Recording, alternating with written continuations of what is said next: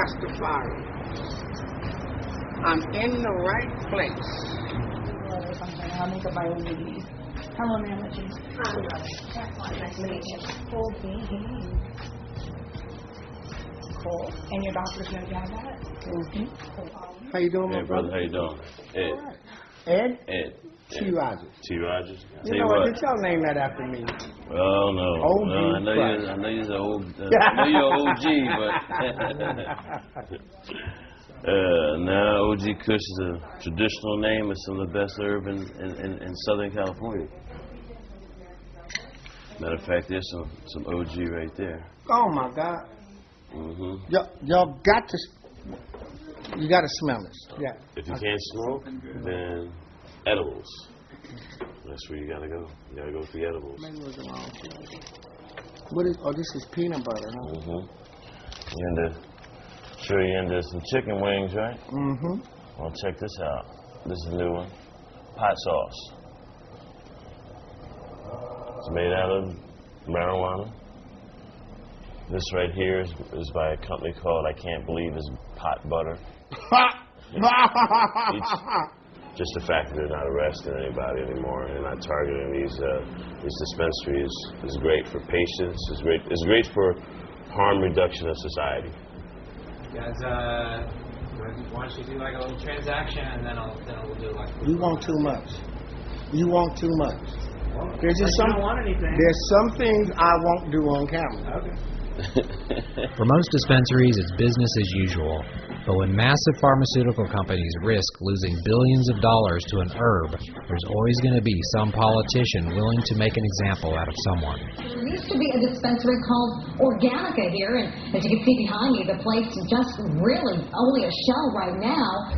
So basically, federal agents are organizing raids, getting state agencies to participate, federal agencies trying to close down the clinics any way they can, using these agencies against California's state law, even state agencies, trying to find violations in any way they can, desperately grasping at straws to basically stop the industry from being. Attempting to twist the meaning of Proposition 215, the LA District Attorney was trying to close any dispensary that was, quote, profiting. Dispensaries that make a sale over the counter are illegal. That's because many of them are for profit. So who's profiting from this, or why are they? I don't know. I don't think it's profit. Well, I think it's control. They want to control the industry. It's more about control. So who's all behind this? Who knows? Who do you think is behind it? Business, big business. Who else would be behind it? Capitalism at its finest. During the past few months, a battle to reduce the amount of dispensaries had been escalating inside the Los Angeles City Council chamber. Now it seemed figures inside our local state government possessed the power to push marijuana sales back into the black market. And we've got your little kiddies on Ritalin and Prozac. And we've got them filling out dossiers with the BATF on what type of firearms you own. Now that's what I call freedom. These face scanning cameras, police in black uniforms and ski masks. You take it from General Jack T. Ripper, your local head of Homeland Security. Giving up liberty always gives you tyranny. But when you hear me on the news, I'll say giving up liberty gives you security. The Obama administration today announced a major policy change on marijuana. The Justice Department now says it will no longer enforce federal drug laws against people who use marijuana for medical reasons as long as they follow state laws. First, the state said it was legal, but the feds kept raiding. Then Obama tells them to stand down, and then the state agencies start raiding using federal agents, and on and on and on. Well, I guess for a lawyer, it's not bad news for you, right? I mean, looks like you're going to have plenty of work in the future. Well, I'm going to have plenty of work in the future, but, I get daily calls. Hey, Bill, what's going on? Am I going to have to close my shop down? And my answer is, I can't tell you. Only 3 days after the Obama announcement, our very own Craig X was raided. And because of being on probation from his last raid, he spent 7 nights in jail. Now being forced to sleep amongst the ruins of what used to be the Beverly Hills Green Cross and Temple 420, and with his wife living in a hotel, Craig meets with us for one last time. The real names were Saraweta and Mallard. They have a doctor's note. They come in and we give them some biblical counseling. Then we provide them with medical marijuana. Ruben is in big trouble. He was already on probation after being convicted previously of marijuana possession for sale. They pointed a gun at an 11-year-old kid in my wife's T-shirt shop that they did not have a search warrant to come into. Similar to Bonnie Dumanis in San Diego, the Los Angeles DA, Steve Cooley, has now made it his mission to actively prosecute the medical marijuana industry.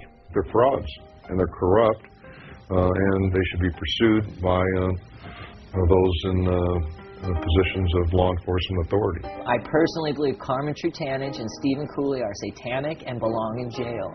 These guys don't listen to the will of the people, and they should see what it's like to go to their own jails that they're trying to send people to.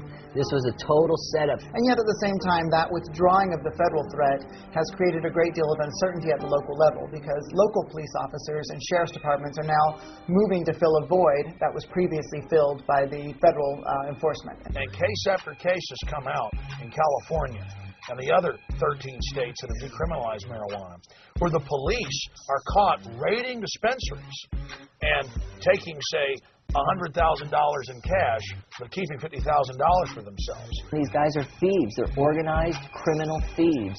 And it's my belief that the narcotics division of the LAPD has stolen millions of dollars over the years, because all the people I know who keep getting arrested for drugs keep going, yeah, they don't report all the money they took them on. I had 10 grand. They said I only had 4 grand. Do you smoke?